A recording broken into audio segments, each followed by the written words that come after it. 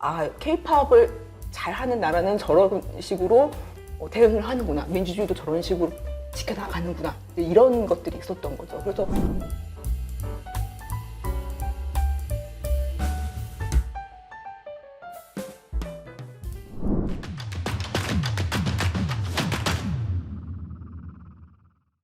안녕하십니까. 증시각도TV 시청자 여러분, 투자자 여러분 반갑습니다. 네, 2024년 대결산, 특별히 한국의 연예 사업에 대해서 한번 총만나해보는 그런 시간을 갖도록 하겠습니다. 한국 최고의 연예 관련 전문가이시죠. 한국출입문의 김인지 수석님 모셨습니다. 안녕하십니까? 안녕하세요. 네, 어서 오십시오.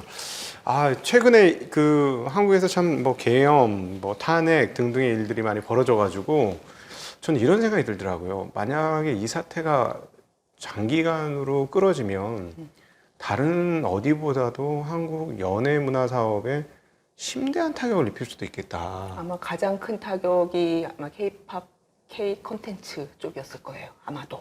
왜 그렇게 생각하세요? 많이들 얘기하지만 K-팝 좋아하고 K-콘텐츠 좋아하시는 분들의 가장 큰 특징 중에 하나가 이 한국의 문화가 되게 힙해 보인다. 이게 되게 크잖아요. 네네. 그게 상대적이긴 해요. 사실은 K-콘텐츠가 가장 확산될 때 보면 일단 아시아 중심으로 확산이 되고 네. 지금은 더 많이 이제 확산이 되고 있는 중인데 아시아에 확산될 때는 상대적으로 저 나라에 있는 모든 문화가 다 부럽다. 이게 되게 중요해요. 우리도 사실 생각해 보면 어떤 특정한 나라의 문화를 받아들일 때 그 나라의 문화가 멋있어야 돼요. 네. 그 나라에 사는 수준도 멋있어야 되고 쟤네 저런 나라에서 저런 수준의 문화 상품을 만드는구나, 부럽다. 이런 마음을 가지고 있어야 그 상품을 적극적으로 수용하게 되거든요. 그래서 우리도 미국 문화 많이 했고, 그렇죠. 그다음에 이제 일본 문화에 대해서는 호불호는 있었지만 그래도 가장 가깝게 있는 나라이면서 가장 잘 살고 있는 나라 중에 하나잖아요. 그렇죠. 그래서 그 나라에서 만드는 문화 상품, 우리하고는 좀 달라. 옛날에는 그런 것 때문에 좋아하시는 분도 되게 많았단 말이에요. 아시아에 확산될 때도 분명히 처음에는 이제 일본 문화에 대해서 그렇게 생각했지만 한국 문화에 대해서 이 나라에서 만들어지는 문화 상품의 수준이 높고 그리고 특히 저기 문화 상품 안에서 보여지는 모든 모습이 부럽다. 이런 게 되게 중요한 역할을 하기 때문에 그 나라가 어떤 사는 모습을 가지고 유지하고 있는가 이게 되게 중요할 수밖에 없어요. 근데 만약에 우리가 이제 막 계엄하고 막 군대들이 국회 들어가는 장면이 막 뉴스에서 나오고 이런 장면들을 보게 되면 저 나라 그렇게 멋있는 나라 아닌가 봐 이런 생각이 당연히 들 수밖에 없잖아요. 그러면 콘텐츠를 사용하는 사람 입장에서는 그 나라 별로 그렇게 멋진 나라 아닌 것 같아 하면 결정적이죠, 영향이. 아무리 자기가 좋아하는 아이돌 스타가 있고 뭐 드라마가 있고 해도 전반적으로 그 나라가 보니까 좀 전반적으로 정치적으로 후진 것 같아 이런 느낌이 오면 상품에도 다 영향이 올 수밖에 없기 때문에 사실 이 계엄 사태에서 가장 큰 영향을 받을 수 있는 거는 K 콘텐츠 상품이 맞았고 K-팝이 K 콘텐츠가 이번 정부 들어서 나라를 2번 살렸다고 생각을 해요. 왜요? 네, 한 번 살렸던 거는 잼버리 때. 잼버리 때도 그 잼버리에 오는 그 학생들의 마음은 그거였군요. 저 힙한 나라에 한번 가보고 싶어. 저 힙한 나라 가면 되게 재밌는 일이 많이 있을 것 같아. 그러고 많이 기대를 하고 왔는데 그 수준이 못 미치니까 굉장히 불안했던 거잖아요. 진흙창에 빠졌죠. 네, 그래서 굉장히 실망감이 막 큰 상황에서 어떻게든 그걸 복구하기 위해서 K-팝 스타들이 다 총출동해서 어느 정도 눈높이를 맞춰주고 갔단 말이에요. 이번 같은 경우는 한국에서 막 계엄이 되고 군인들이 왔다 갔다 하고 난리가 난 상황에서 K-팝 팬들이 응원봉을 들고 이것은 옳지 않다 이런 얘기를 한 거잖아요. 그리고 그게 이제 전 세대를 아우르면서 압도하는 문화를 만들었고 그게 전 세계로 중계가 되면서 전 세계적으로 다 그 얘기를 했어요. 한국 나라에서 저런 일이 큰일이 벌어졌는데 집회를 보는 자기네 뉴스를 보는 게 너무 즐겁다는 거예요. 왜 그러냐니까 그 집회에 자기가 아는 노래가 나오고 있다. 그 노래를 같이 부르고 있는 모습이 너무 부럽다. 너희는 어떻게 민주주의도 저렇게 신나고 흥겹게 하니 이런 식으로 얘기를 하면서 우리가 이제 다시 이걸 복구를 어느 정도 했잖아요. 그 과정을 보면서 K-팝을 잘하는 나라는 저런 식으로 대응을 하는구나. 민주주의도 저런 식으로 지켜나가는구나. 이런 것들이 있었던 거죠. 그래서 저는 K-팝이 정말 크게 이 나라를 2번 올해? 네, 작년 올해 해갖고 다시 세웠다. 저는 그런 생각을 좀 했어요. 그럼 오히려 이제 이번에 이제 계엄과 탄핵 정국이 K 문화, K 컬처에 악영향을 미친 게 아니라 전화위복을 만들었다 이렇게 보시는 거예요? 악영향을 분명히 미칠 요소가 굉장히 컸죠. 악영향이죠. 예, 예. 네. 계엄이 딱 선포가 되는 그 순간부터는 완전히 악영향으로 가고 있는 건데 그걸 지금 K-팝 팬들의 힘으로 약간 역전시키는 그런 모습을 보인 거죠. 물론 그렇다 하더라도 이 계엄에 대한 이미지는 계속 남을 거예요. 네. 한국의 뭐 모든 상품을 보면서 그 뉴스에서 보여줬던 장면들을 다 떠올릴 가능성이 높아요. 그거는 계속 우리한테는 악영향이죠. 네. 하지만 그거를 우리가 이렇게 극복하는 모습을 보여준 거는 어떻게 보면 그걸 좀 보완할 수 있는 그런 계기가 된 것 같아요. 하기야 뭐 우리가 이제 다른 나라 사회 우리나라를 보는 것 개념으로 우리가 다른 나라를 봐보면 뭐 미얀마는 아예 뭐 언급을 할 필요조차 없는 거고 그나마 이제 관광 선진국인 태국조차도 우리가 생각하기 좀 애매하게 생각하는 게 자꾸 군인들이 자꾸 그렇죠. 출연을 하고 네, 그런 그러니까 걸 보면서 아, 저 나라는 정치적으로 조금 우리하고는 좀 다르다라는 생각을 하면서 보잖아요. 그래서 네. 그런 나라의 문화를 볼 때도 그게 이미지가 계속 머리에 따라올 수밖에 없어요. 드라마를 보면서 영화를 보면서도 그런 이미지가 완전히 없어지는 게 아니어서 우리나라가 계속 힙한 모습을 계속 가지고 있어야 되는 게 어떻게 보면 상품에도 되게 계속 영향을 주죠. 하기야 아마 계엄이 좀 길어져가지고 계엄이 길어져서도 우리 시민들이 뛰쳐나왔겠죠. 아마도 한국의 그 문화를 보건데 뛰쳐나왔는데 막 진압을 해. 진압하고 와, 싸우고 그럼- 뭐 군대 나오고 뭐 잡아가는 장면 나오고 이런 장면 나왔으면 정말 끔찍하네요. 예, 예.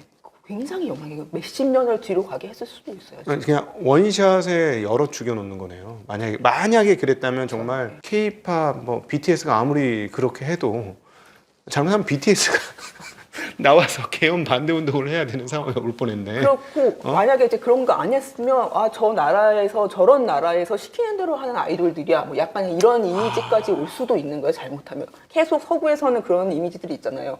우리나라 아이돌들은 국가에서 어떤 개발의 계획에 의해서 만들어냈다 이런 거 아직도 조금 생각하시는 분들이 있거든요. 그러면은 그런 사람들한테는 아, 저 나라는 원래 정치적으로 저렇게 후진적인 나라인데 아이돌들도 다 저런 사람들이 시켜서 이렇게 시키는 대로 하는 거야. 이런 생각이 더 강화될 수도 있죠. 하기야 지금 중국에서도 한국의 K-팝 그 아이돌을 흉내낸 그런 그룹들이 막 나타나고 있는데 네, 네. 뭔가 이상하게 마음이 안 가는 거예요. 뭐 그들도 뭐 훈련을 열심히 할 테니까 그쵸. 군부 같은 칼춤도 잘 출 거고 훈련하면 또 노래도 뭐 다 되는 거니까. 근데 마음이 안 가는 이유가 사실 홍콩이었다면 좀 달랐을 것 같은데 물론 요즘의 홍콩이 아니고 예전의 홍콩이라고 치면 그 옛날에 뭐 르와르 뭐 영화라고 해서 정말로 홍콩 영화가 다른 나라는 어떤지 모르겠지만 한국에서 굉장히 센세이션을 일으켰는데 중국 영화가 우리나라에서 센세이션을 일으켰다는 얘기는 아직은 분명히 가끔씩 수작도 있을 것 같긴 한데 말이죠. 요즘은 사실 되게 만드는 품질은 되게 좋아졌거든요. 네. 근데 여전히 그 안에 가지고 있는 내용이나 가치 같은 것들이 우리가 보기에 좀 아니다 싶은 것들이 있기 때문에 우리가 전반적으로 수용하기 되게 힘들죠. 말씀하신 것처럼 홍콩 영화 같은 경우 이제 90년대 후반에 엄청나게 이제 인기를 얻었죠. 80년대 후반, 80년대 후반에서부터 90년대까지 네. 엄청나게 인기를 얻었는데 당시에 홍콩 영화가 가장 그 아시아에서 선진적일 수밖에 없었던 이유가 두 가지예요. 일단은 자본의 흐름이 되게 좋았고 네. 대만 자본이 잘 들어갔고 두 번째는 아시아에서 가장 민주적인 분위기를 가지고 있었다. 아, 근데 홍콩 영화가 홍콩이 중국으로 반환되면서 이 두 가지가 다 없어진 거잖아요. 대만에서 자본을 투자하지 않고 그 자유로운 제작 분위기가 없어지면서 홍콩 영화는 그때 홍콩 영화의 분위기를 갖기 어려워진 거예요. 사람들이 다 보면 알아요. 그때 홍콩 영화와 지금의 홍콩 영화가 그 분위기가 다르다는 걸 다 알거든요. 네. 그래서 그 당시에 그 나라, 그 제작하는 나라의 민주적인 환경 이런 것들은 굉장히 중요하죠. 우리가 그거를 하나하나 이렇게 요거는 언제야 이렇게 따져보진 않는다 해도 그 중심적인 흐름이 따라갈 수밖에 없어요. 그럼 여기서 하나 근원적인 질문을 하나 드릴 수밖에 없는 게 문화사업과 문화산업이라고 표현해야 되겠죠. 한국에서 산업화됐으니까 문화산업과 소위 말하는 민주주의하고 뛸래야 뛸 수 없는 관계인가요? 그렇죠. 그거는 어쩔 수 없어요. 민주주의가 가장 잘 발달된 나라에서 가장 좋은 문화 상품이 나올 수밖에 없어요. 왜 그럴까요? 일단 창작 분위기, 자유로운 창작 분위기가 얼마나 보장되는가.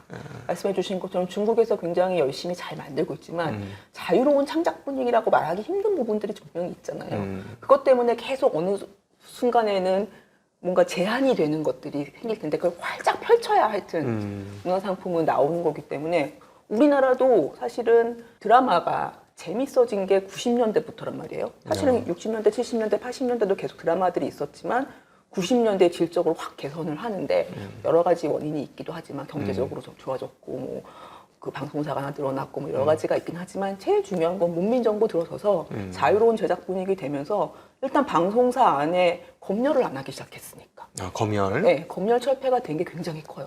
뭐 드라마 대본 검열도 하고 뭐 주제도 제한하고 이런 거 만들어라 이런 거 되게 많이 했는데 그런 거 싹 없어지면서 사실 그때 93년 이후에 그 방송사에 계셨던 PD님들이 그런 얘기 하세요. 이런 환경은 자기네가 회사 다니면서 처음이었다고. 아무도 이렇게 간섭하지 않는 분위기. 그러니까 그런 환경에서 좋은 작품들이 많이 나오는 거거든요. 그게 뭐 베끼고 참고하고 보면서 하지만 그래서 민주적인 환경이 조성이 되는 거는 굉장히 중요해서 민주적인 환경이 조성이 되고 일단 경제 수준이 어느 정도 돼야 되고 우리는 이 두 가지가 달성이 되면서 문화상품에 대해서 어느 정도 수준에 오르기 시작한 거죠. 올해 어떻게 보십니까? 뭐 24년 정말 그 연예 엔터 전반적으로 이슈들이 몇 가지가 있었어요. 눈에 띄는 이슈들이 몇 가지가 있었고 사실은 제일 큰 이슈 중에 하나는 대대적인 탈퇴 러쉬가 있었고 탈퇴한 사람 중에 정말 초대박이라고 표현할 수 있는 일도 벌어졌고 그런데 이제 아주 대물인 그 BTS는 이제 그 군대를 가느라고 이제 무대에서 좀 사라졌었고 OTT 열풍이 엄청나게 커졌지만 올해는 충격파는 커지지 않았는데 전 세계적으로 OTT 덕분인지 제작 역량은 다 떨어진 것 같고 뭐 여러 가지 이슈가 있는데 뭐 첫 번째 중요하다고 생각되시는 게 뭘까요? K-팝을 먼저 얘기를 해볼까요? 네. K-팝은 하여튼 올해 제일 핫 이슈는 하여튼 뉴진스. 네. 뉴진스전 뭐 다 얘기하셨듯이 민희진 대표가 해임이 됐고 그래서 뉴진스가 얼마 전에 11월 말경에 이제 전속 계약을 해지하겠다라고 기자회견을 했고 아티스트들이 아티스트들이 그리고 이제 몇 가지 요구 사항이 있었어요. 윤혜진 대표를 해임해서 복구시켜라. 그리고 우리를 계속 보호할 수 있다는 그러니까 우리한테 잘못했던 것들 사과하고 뭐 여러 가지 있잖아요. 뭐 리포트에 나온 내용들 사과하고 무시해 이런 것들에 대해서 정확하게 사과하고 뭐 돌고래 유괴단 광고권에 대해서도 다시 원상 회복시키고 몇 가지가 있긴 하지만 제일 큰 건 하여튼 민희진 대표를 복구시켜라라고 했고 그게 아니면 11월 29일자로 우리는 어도에서 나간다. 그리고 우리가 잘못한 게 없기 때문에 전속계약 해지에 대한 위약금을 낼 필요가 없다. 이렇게 선언을 했어요. 네. 근데 보통은 이런 경우에 이제 이런 분쟁이 나타날 때 전속계약 해지하면서 가처분 소송을 먼저 내요. 그럼 가처분 소송을 내면은 제일 중요한 게 그 서로 활동이 딱 중지가 되거든요. 그게 이제 가수 쪽에서 할 수도 있고 회사 쪽에서 할 수도 있어요. 가처분 소송을? 네, 네. 그러면 이제 일단 활동이 정지가 되면서 이제 이 문제를 해결을 해야 다시 활동을 하든 말든 이렇게 가게 되는데 소송 중이니까 어떤 것도 하지 말아라. 네. 그런데 이분 같은 경우는 뉴진스가 그걸 하지 않았어요. 가처분 소송을 안 냈다? 안 했어요. 근데 이게 되게 중요한 것 중에 하나가 4월에 이제 민희진 대표가 인터뷰를 하고 그 유명한 인터뷰를 하고 그래서 이제 하이브에서 이 사람 해임해야 된다고 해갖고 법원 가갖고 이제 이 해임이 맞는가 안 맞는가 한번 받았잖아요. 그래서 해임은 맞지 않다라고 다시 복구를 했었는데 그때 이제 그 내용 중에 그런 게 나와요. 어도와 뉴진스의 계약 관계에서 어도는 이 팀의 정당한 활동을 해서 이렇게 잘 보호해야 한다. 만약에 이 보호하는 활동을 잘 하지 못하면 계약은 해지될 수도 있다라는 내용이 그 안에 있어요. 아, 그래요? 네, 그래서 사실은 뉴진스가 아무것도 모르고 한 것 같지는 않고 그때 그 받았던 처분 내용 중에 이제 그런 내용이 있기 때문에 만약에 우리가 잘못한 게 아니고 어도가 우리를 정당하게 활동을 보호해주지 못했다면 해지할 수 있다는 내용이 있기 때문에 그거에 맞춰서 우리는 해지한다라고 한 거고 만약 여기서 가처분을 만약 걸게 되면 일단 활동을 중지하게 되잖아요. 그렇죠. 전혀 유리하지 않은 거죠. 서로 간에. 네, 뉴진스 입장에서는 우리가 계속 살아있는 모습을 보여주는 게 좋은데 그렇지. 서로 활동 못하는 건 사실 이쪽의 목적일 수도 있잖아요. 그래서 어도는 정말 앙심을 품으면 아예 활동을 못하게 할 수도 있죠. 그렇죠. 근데 이게 또 약간 신의 한 수인 것 같은 게 뉴진스도 안 걸었잖아요. 네. 근데 어도도 이걸 못 거는 거예요. 만약에 이걸 걸게 되면 가처분 소송을 걸게 되면 이들의 정당한 활동을 방해하는 행위가 되는 거예요. 이 거는 것 자체가 가처분. 활동 못하게 하는 거니까. 아, 뒤에서 누가 백업을 아주 똑똑하신 분이 했네. 그러니까 법률적 검토를 한 거죠. 네. 그래서 뉴진스도 안 걸었고 지금 어도도 그건 걸지 못했어요. 가처분 네. 소송을 서로 못 건 상태에서 이제 이 전속계약 해지가 맞느냐 그거에 대해서만 소송을 걸어서 이제 그거를 따져 나가는 건데, 근데 이거는 판결이 나오려면 진짜 누가 잘못했는지가 다 나와야 돼요. 네. 그리고 그 이른바 템퍼링, 계약 전에 누가 데려가려고 하는 게 정말 정황적으로 확실했는가 이런 것들이 다 밝혀져야 되거든요. 네네네. 그래서 그렇지. 50-50 같은 경우는 사실 지금 잠깐 언급을 해보면 5명 중에 4명이 갈렸어요. 그러니까는 바뀌고, 예. 그거는 이제 회사가 소송해서 이긴 거라고 볼 수 있죠. 회사가 소송해서 이겨서 너희들이 잘못한 거니 예. 너희들 우리가 그쵸. 자르겠다고 자른 거야. 그쵸. 그렇죠? 예. 근데 이제 그런 게 나오려면 또 시간이 걸리는 건데 그래서 뉴진스 측은 제가 보기에는 이게 이제 이 소송은 이 소송대로 갈 거고 그러면 이제 팬들이 제일 생각하는 건 그래서 우리 이제 뉴진스 못 봐요 하는 게 문제잖아요. 네. 근데 제가 볼 때는 아마도 활동을 할 거고 다만 중요한 것은 위약금의 문제인데 네. 이 위약금은 이 소송의 내용의 결과에 따라서 뭐 얼마가 되든 조금은 물 수도 있죠. 많이 물 수도 있고. 규모가 결정이 되는 거네요. 근데 그게 어떻게 보면 어도어가 잘못한 게 얼마큼이냐, 예. 이들이 잘못한 게 얼마만큼이냐 그게 이제 나와야 되는 거라서 네. 뭐 옛날에 나올 때 뭐 8천억이 될 수 있다, 뭐 4천억이 될 수 있다 했는데 그 밴드 아니겠지만 뭐 안 내진 않을 것 같아요. 네. 일부는 뭐 내고 안 내고가 있겠지만 돈 내면 되고 중요한 건 이름. 뉴진스라는 이름은 아마도 못 쓰게 될 것 같다. 네. 그거는 상표권을 가지고 있기 때문에 상표권은 사실은 그 회사가 정말 넓은 아량으로 줘야 돼요. 예를 들어서 GD. GD는 요번에 소속사 바꿨지만 YG에서 양 대표가 그냥 GD 상표권 줬어요. 네네네. 그러니까 GD가 지금 나오면서도 지드래곤 GD로 나올 수 있잖아요. 그런 측면에서 YG가 오히려 조금 저기 배포가 좀 큰 것 같다는 느낌도 들어. 왜냐하면 네. 어째 블랙핑크도 그냥 해라. 블랙핑크는 또 어차피 또 블랙핑크 활동은 자기네에게 할 거고. 근데 뭐 GD는 사실은 거의 뭐 나라를 세워준 것만큼 자기네 회사를 세워준 가수니까 그 정도는 해줄 수 있을 것 같긴 한데 네. 하여튼 그건 진짜 대표의 그런 아량과 그 회사의 정책이기 때문에 그 상표권을 주는 거는 큰 문제, 아니, 되게 큰 문제거든요. 네네네. 그래서 뉴진스는 아마도 얼마간의 돈은 위약금은 낼 것이다.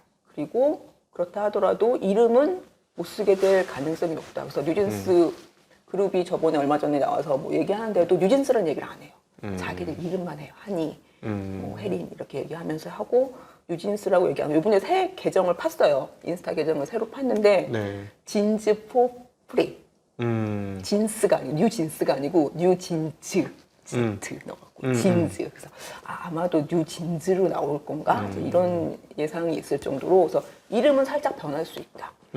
돈도 조금은 낼 수 있다. 네네네. 그래도 우리가 돈 내고 어느 정도 내고 활동을 하겠습니다만 할 수 있는 상황인 것 같기는 해요. 근데 이제 이게 투자자 입장에서 보면 좀 시계가 좀 완전히 달라요. 각도가 완전히 그쵸. 다르기 때문에 이거는 이제 아티스트 권역과 그 다음에 프로듀서 입장에서 보면 우리가 이렇게 열심히 하는 창작 활동을 그리고 우리가 열심히 해서 여기까지 왔고 특별히 이제 뉴진스와 미니진 대표 같은 경우는 그 스폰서까지 다 열심히 뛰어서 받아냈으니 뭐 그 영향에 대해서 뭐 충분히 인정받고 싶고 그럴 수는 있지만 투자자 입장에서 보면 그 블랙핑크 같은 경우도 7년 끝나니까 그냥 계약이 끝나네 이렇게 되고 닭 줬던 게 지붕 쳐다보네 뭐 이런 느낌. 그다음에 50-50 같은 경우도 프로듀서하고 눈이 맞아가고 저렇게 언제든 뛰쳐나갈 수가 있네 하는 것들.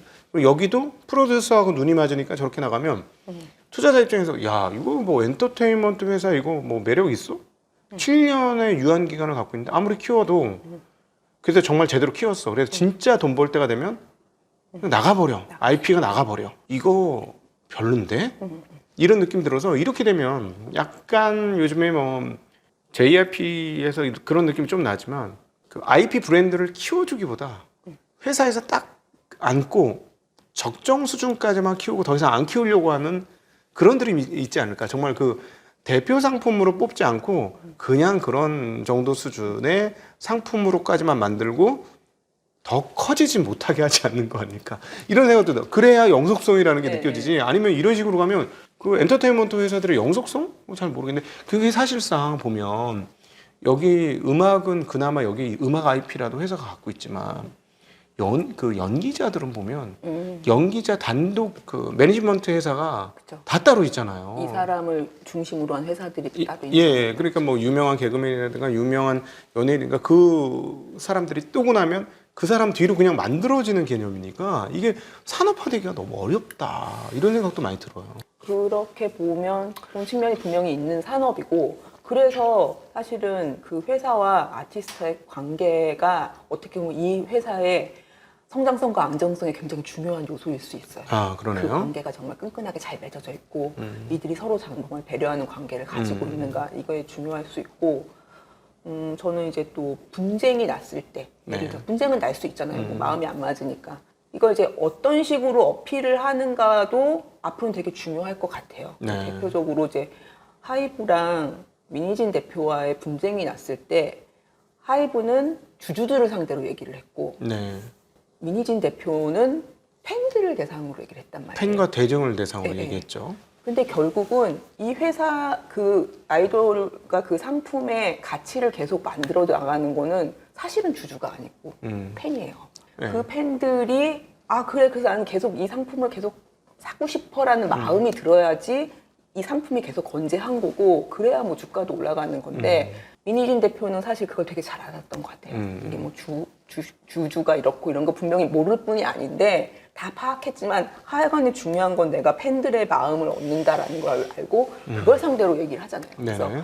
돈을 얼마나 버는지는 모르겠지만 애들 이렇게 돌리면 안 되고 뭐 그래서 진정성이 중요하다 이런 얘기를 하는데 이건 사실 주주가 듣고 싶어하는 얘기가 아니죠. 팬들이 그쵸. 듣고 싶은 얘기죠. 맞죠. 근데 반면 하이브는 여기에 대고 뭐 이 프로듀서가 어떻게 돈을 들고 튈 생각을 했냐 막 이런 얘기를 하잖아요. 이거는 팬들한테 사실 중요한 얘기가 아닌 거예요. 본인들이 보기엔 제일 중요한 문제이긴 한데 근데 계속 그런 식으로 얘기하니까 이게 점점 팬들이 보기에는 아, 저 회사는 좀 이상한 회사인 것 같아라고 자꾸 보이기 시작하는 거고 그렇죠. 그러면 이제 추가 이렇게 확 가게 되니까 나중에 판결 나고 날 때도 다 영향을 가질 수밖에 없거든요. 그래서 저는 개인적으로 그 과정들을 보면서 BTS 없었으면 저 회사 진짜 휘청했겠다. BTS라는 강력한 팬덤이 있으니까 정말 엄청난 댐 같은 BTS가 있으니까 저 소용돌이 속에서 그나마 살아남지. 그렇죠. 네. 와, 저 BTS 없었으면 저 어쩔 뻔했어. 막 이런 생각 들긴 하더라고요. 너무 대응이 너무 미진했고 네. 그 방향을 정말 설정을 잘못했고 네. 그런 것 때문에 좀 안타깝죠. 근데 내년에 이제 하반기에 BTS가 이제 시작을 해요. 월드 투어도 시작하고 그래서 이제 올해 전반적으로 K-팝이 다 안 좋았거든요.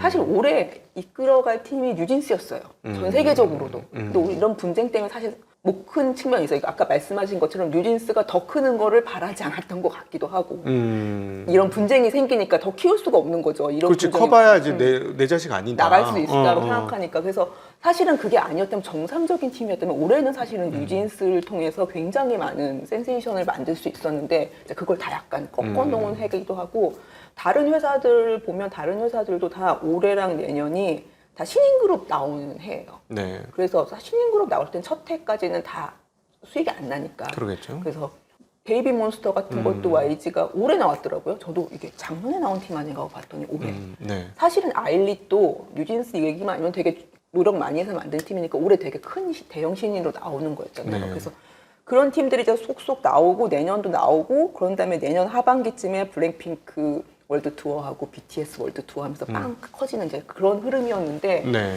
올해는 조금 이 사태 때문에 큰 대여가 좀 죽어진 측면이 있고 그럼에도 불구하고 내년에는 조금 더 나을 거다. 하여간에 한국에서는 월드 투어가 빵빵 터져야 되기 때문에 한국 기업들 입장에서는 네. 내년은 좀 나을 것 같아요. 그런 건 없나요? 그 서로 간의 대체제 효과라고 해야 되나? 만약에 이제 BTS가 출연하면서 그 월드 투어 하면서 사람들을 쭉쭉 끌어다갈 거 아닙니까?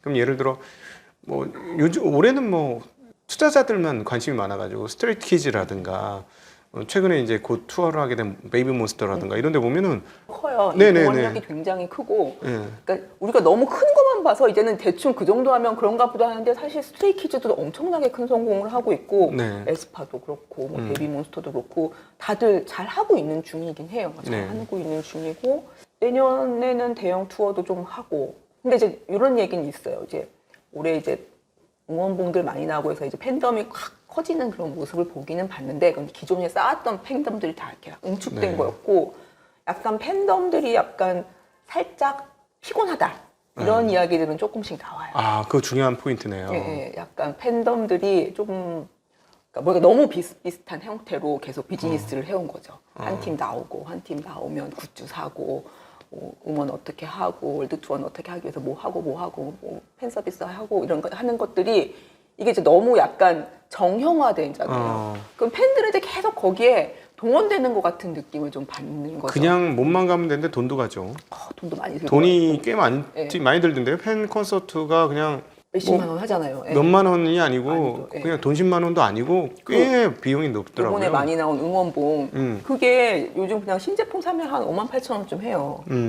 당근에서 한 3만 원쯤 하고. 네. 그러니까 아니 비싼 건 10만 원도 하다. 10만 원 약간 풍기인 거 약간 그런 거는 그렇고 한 5만 8천 원에서 10만 원 사이. 그러니까 이거 사실은 뭐 별거 없어요. 그냥 불이 색깔이 여러 개 나오는. 네. 근데 요즘 막 앱으로 막 색깔도 변하고 막 그런. 그래요?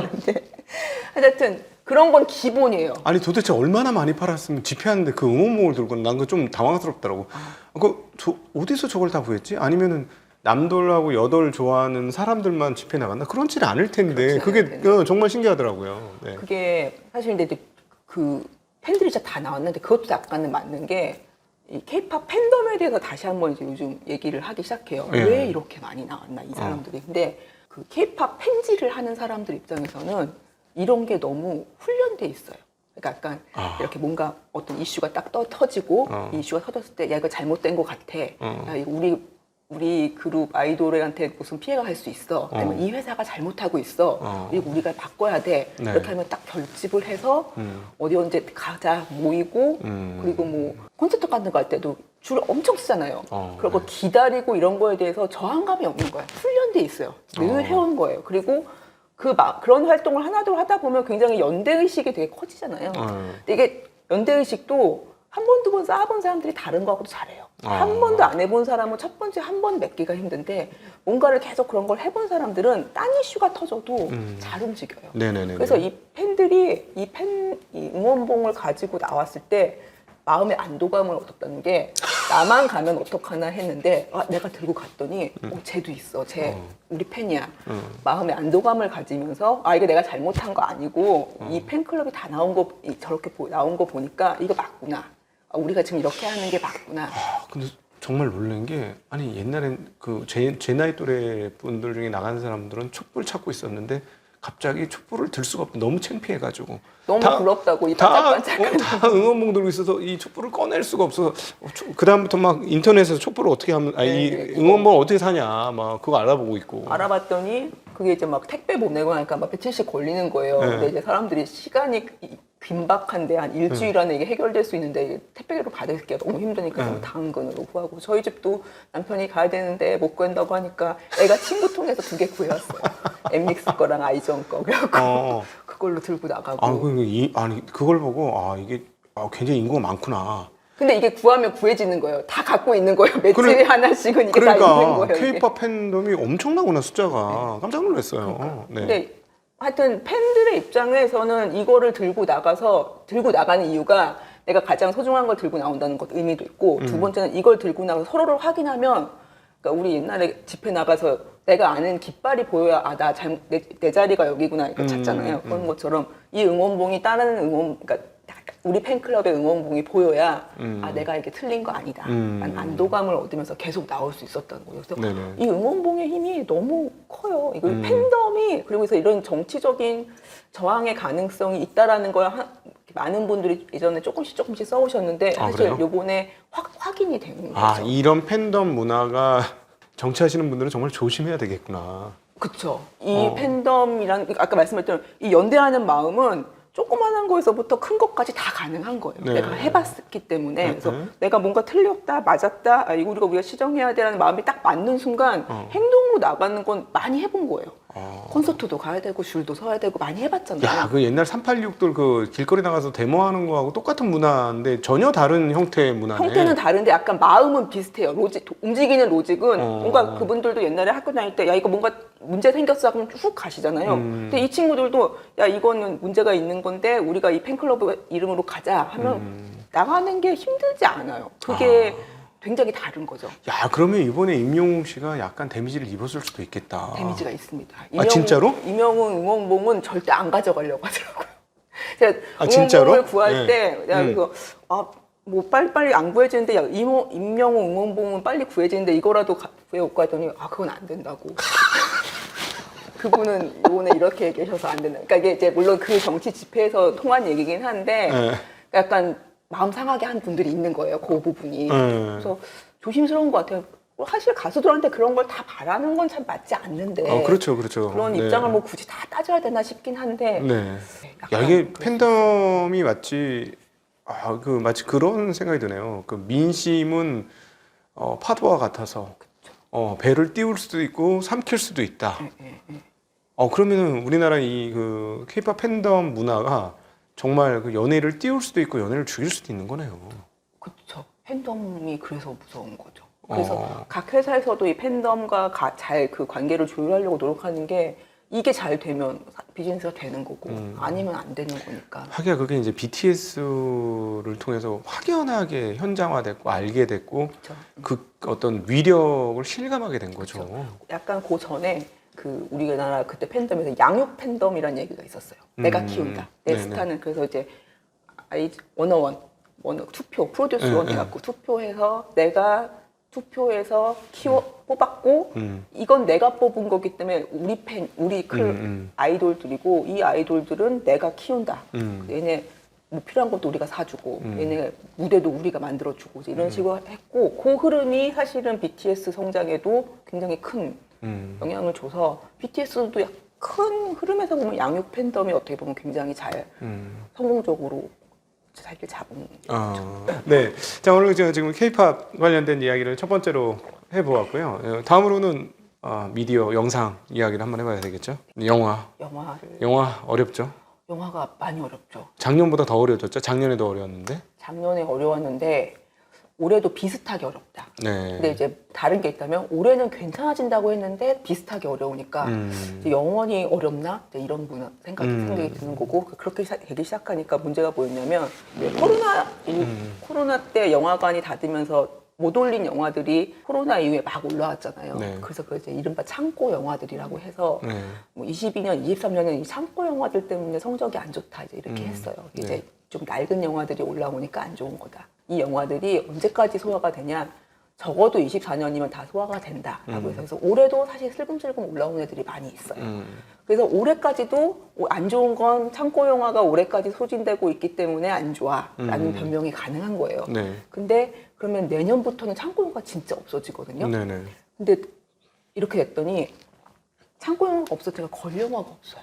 영화 투자를 너무 조금밖에 안 해서. 그러니까 네네. 요즘 한 2, 3년 동안 영화 성적이 좋았어야 계속 투자가 됐을 거 그렇지, 아니에요. 그렇지. 근데 영화 성적이 계속 안 좋으니까 계속 투자를 안 해서 내년에 지금 5대 배급사가 내년에 너희 목표로 하는 개봉 영화가 몇 편이니? 라고 했더니 10편에서 14편이 나와요. 네. 보통 우리나라에서 한 해에 상업 영화가 22년, 23년 다 35편씩 나왔거든요. 그러면 이제 35편이 신규 영화가 나오는 거고, 신규 뭐 창고 회사 나오는 거고, 나머지 뭐 독립 영화 조금, 아니면 재상영 하는 거 그런 것들 해서 한 4, 50편을 채우는데 하여튼 새 영화는 35편쯤 나오는 게 정석인데 네네. 내년에 걸릴 새 영화가 10개에서 14개밖에 안 되는 거죠. 만든 게 그거밖에 없어요. 한 달에 한 편밖에 안 나온다는 얘기네요. 그쵸. 네. 그럼 추석 때 몇 개 한꺼번에 걸고 그러면은 한 달에 한 개도 안 나온다는 얘기네. 안 나올 수 있다는 거죠. 네. 어떤 달에는 옛날 영화만 틀거나 뭐 재상영한 영화만 틀거나 이럴 수 있다는 건데 지금 이렇게 되면 정말 투자가 완전 위축이 되는 거라 네.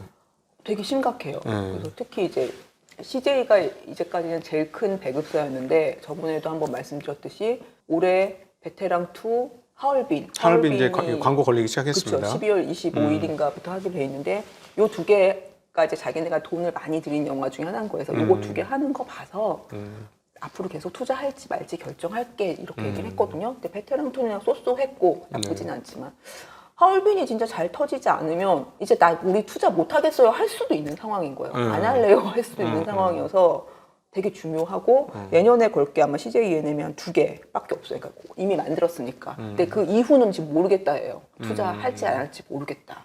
이 정도고 이제 나머지 회사들이 한 2개, 3개씩 해갖고 10개에서 14개 정도. 네. 문제가 되게 심각하죠.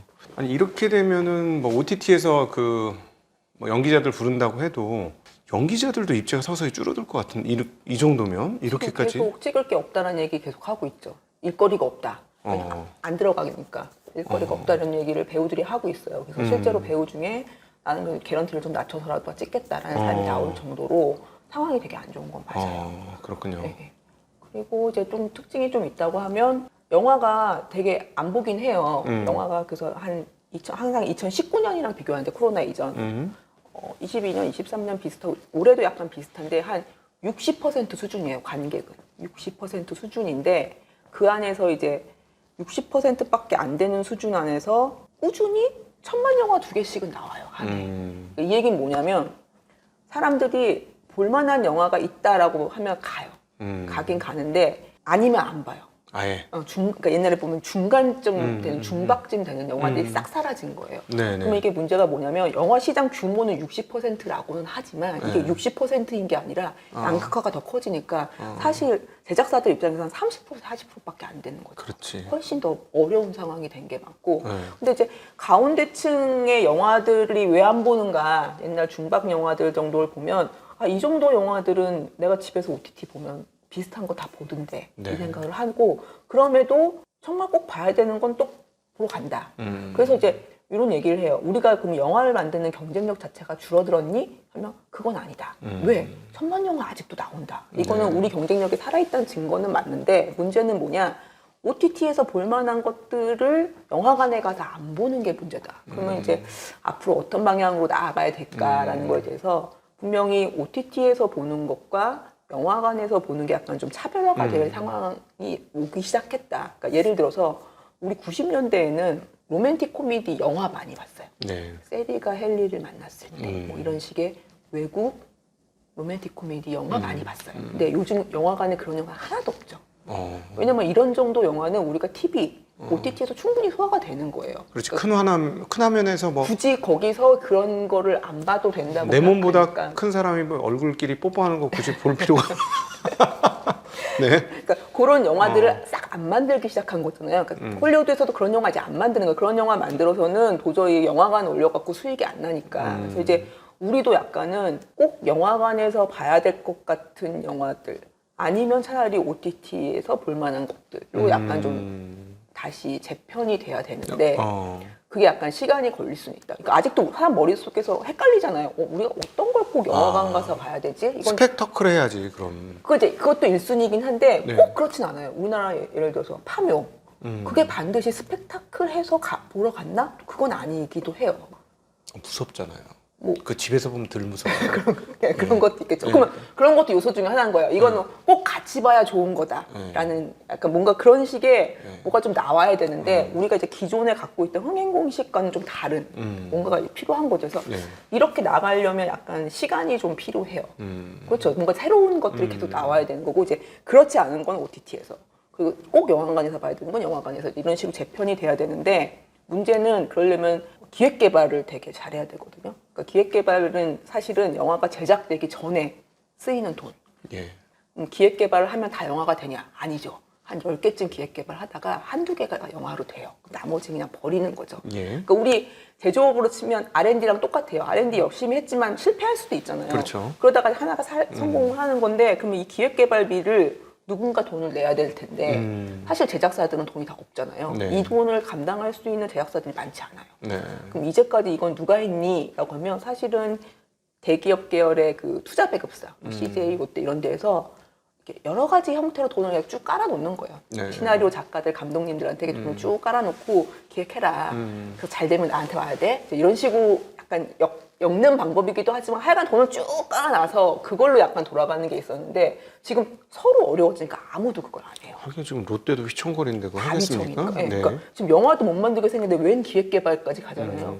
누구 돈으로 할 것인가. 이게 지금 가장 큰 문제인 거예요. 지금 다음 단계 영화로 가기 위해서는 뭔가 그 제조업으로 치면 R&D가 좀 필요한 단계인데 이 돈을 댈 사람이 아무도 없다. 그럼 정부에서는 이제까지는 어떤 식으로 좀 해왔었냐면 모태펀드 출자 같은 거 할 때 모태펀드에서 만든 투자조합에서는 막 이렇게 귀하게 이런 게 있었어요. 몇십 프로 정도는 기획개발에 투자해라. 이런 걸 넣었거든요. 네. 근데 사실 투자자 입장에서는 그게 너무 힘들어요. 왜냐면 기획개발비는 내가 100만 원 넣어도 10만 원도 건지기 힘든데 그냥 버리라는 거예요. 그 투자 조합 안에서. 근데 그렇지. 니네가 그래도 이 조합비 받아서 하니까 이거 써라니까 억지로 하긴 했는데 지금 투자조합에서도 우리 그렇게는 못 하겠어요. 이제 그런 식으로는 우리 이거 수익률도 안 나오고 너무 힘듭니다 해서 이제 그런 거 많이 없어지긴 했어요. 그럼 네. 없어지니까 더더군다나 투자 쪽에서 돈 들어갈 수가 없는 거예요.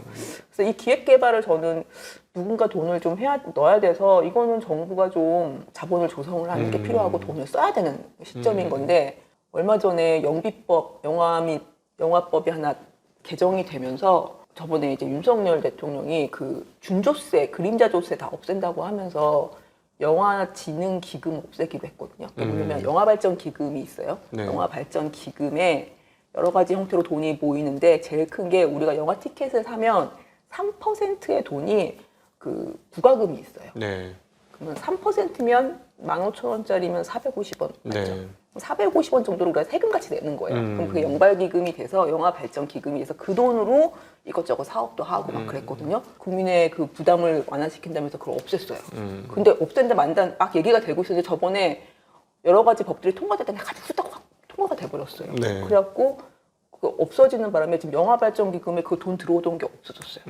우리 사실 영화 티켓에서 450원 줄어든다고 영화를 더 볼 것 같지는 않잖아요. 네. 그건 있으나 없으나 차이가 없는데 이것도 없어지고 해서 지금 여러 가지로 재원이 필요한데 네. 재원을 확보해서 좀 써야 될 때예요. 정권 이것저것 많이 써야 되는데 지금 돈이 좀 없다.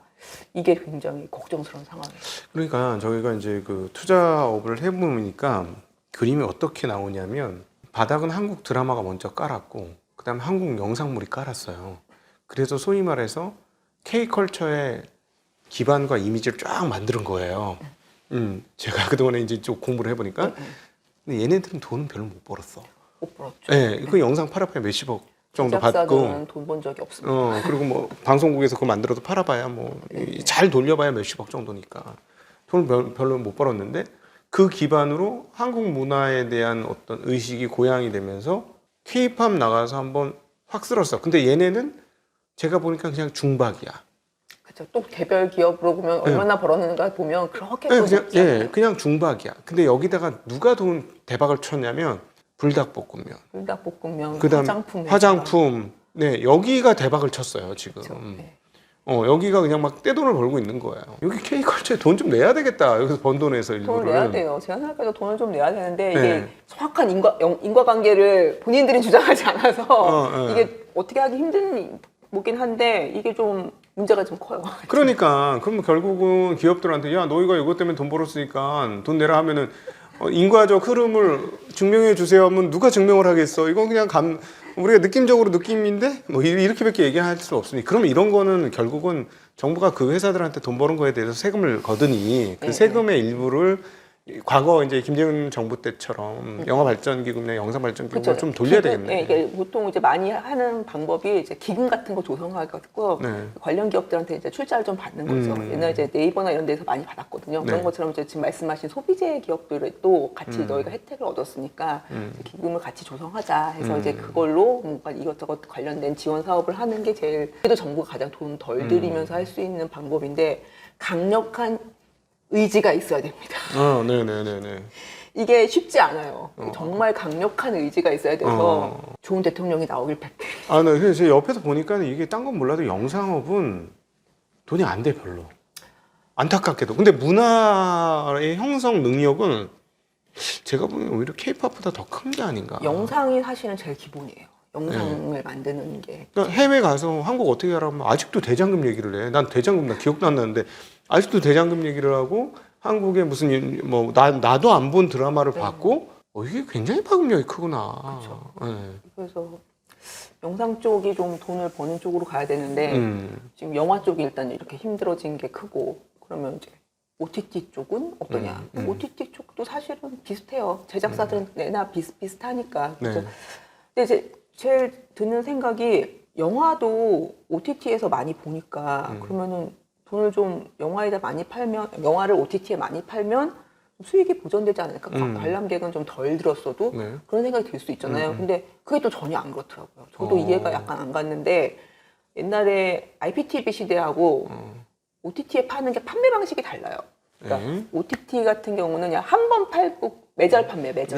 원샷, 원샷으로 한 번 팔고 끝이고 IPTV는 많지는 않은데 계속 사람들이 보면 볼 때마다에 한 번 볼 때마다 수수료를 러닝 개런티 비슷하게 이렇게 배분을 해주는 구조라서 조금씩이지만 굉장히 꾸준하게 들어온다고 하더라고요. 근데 결국 비교를 해봤더니 매절이 적더라는 거예요. 그러니까 처음에 조금 더 주는 줄 알았는데 이렇게 계산을 해보니까 매절이 적기도 하고 특히 요즘 들어서 이제 OTT들도 글로벌 OTT들도 지금 콘텐츠 구매 금액을 되게 축소하는 분위기거든요. 경쟁이 너무 심화되니까.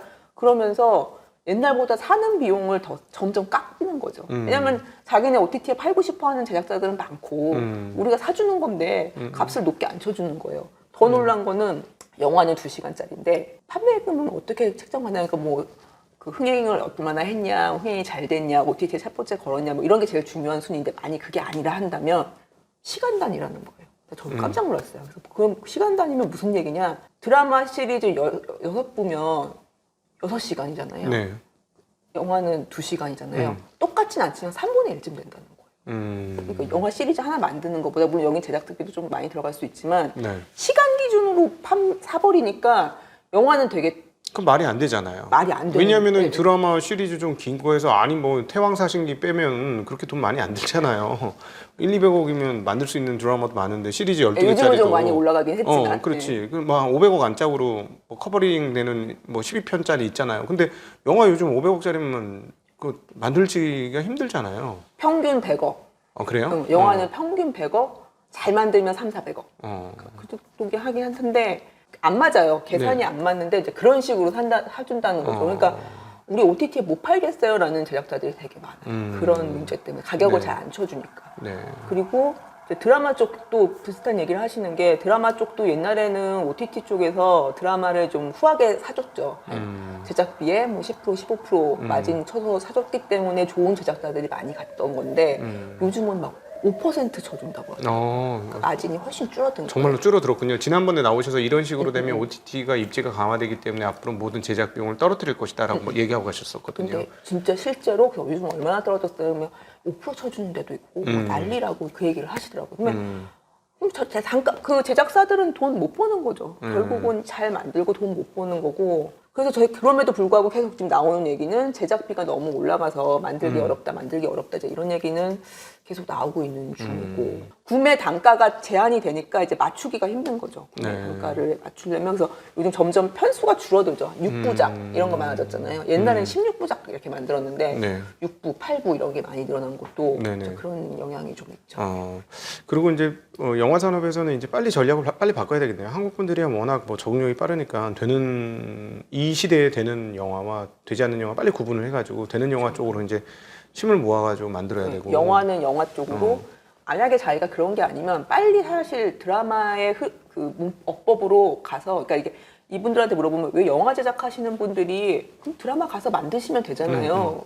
이쪽이 많이 사주면 이쪽으로 가면 되잖아요. 근데 처음에 이제 움직이실 때는 그게 너무 다르다는 거예요, 억법이. 그러니까 영화는 2시간 안에서의 기승전결일 텐데 이 드라마는 회 안에서 어떤 식으로 끝내고 그 안에서 또 긴 흐름은 어떻고 이제 이런 것들이 좀 있다 보니까 본인들이 하던 것과 약간 방식이 달라서 이제 바로 적응이 안 된다는 거죠. 근데 이제 적응해야 될 것 같고 그거는 내가 되게 핑계 너무 편한 말이다.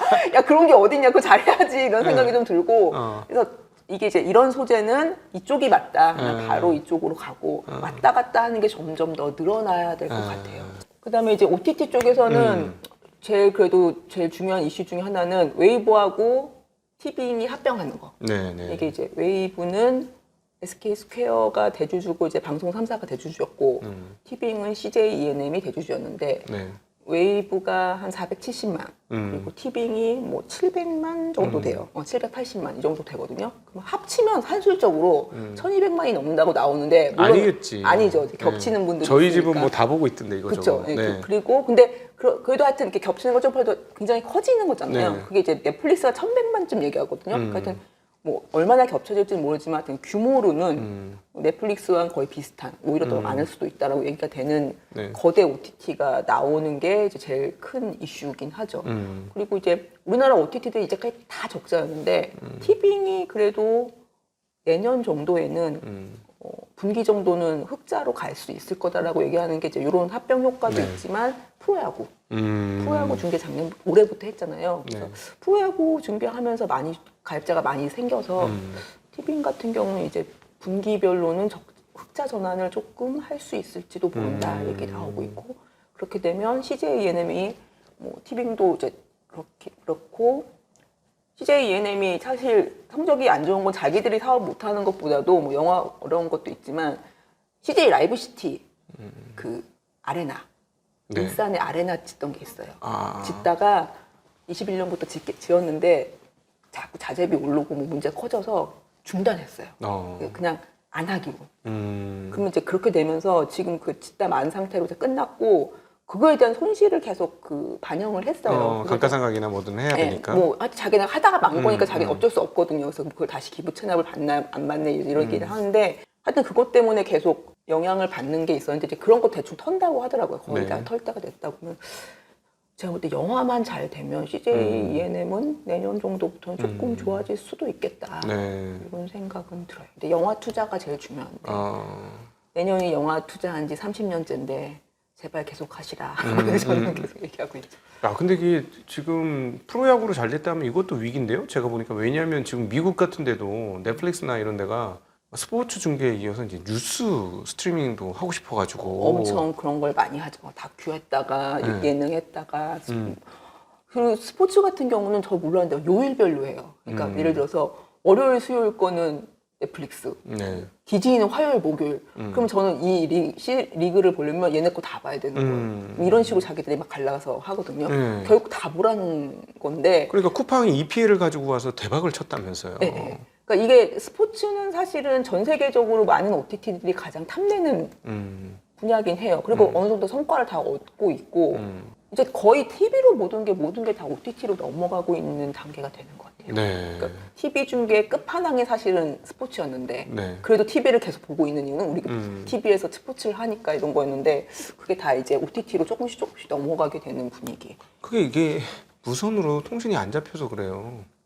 옛날 KBS, MBC는 무선으로 잡혔잖아요. 방송 전파. 그쵸? 예, 그냥 안테나 집에서 꼬아가지고 그쵸, 그거 공짜로 다 봤잖아, 공짜로. 시청료 안 내도 사실 볼 수 있었어요. 시청료 안 내고 다 보는 거였잖아요. 사실 이게 되게 문제예요. 이거를 이제 다 가입해서 그러니까 한국 축구를 국대 축구를 보니까 저번에 뭐 TV 조선 이런 데서 하더라고요. 만약 내가 케이블을 안 봤다면 못 보는 거예요, 그 경기를. 그렇지. 요즘에 그 전파가 많아져서 그 무선 통신은 안 잡히는 건 거죠? 나 그 갑자기 그게 궁금해지네. 방송 전파가 아직도 있긴 한데 이걸 케이블을 연결하는 순간 케이블이 들어와서 그래요. 그렇지. 케이블로 보면 더 이상 볼 필요가 없는데 그냥 만약 케이블을 끊어버리면 사실 아직도 안테나가 있으면 볼 수는 있어요. 근데 안테나를 요즘 아파트에다 안 세우든가 그러는 것 같아요. 아마도. 그러니까 있어봐야 뭐 지직지직거리고 잘 안 나오겠지. 아무도 그걸로 보는 사람이 없으니까 안 보는데 사실은 그게 있어야 돼요.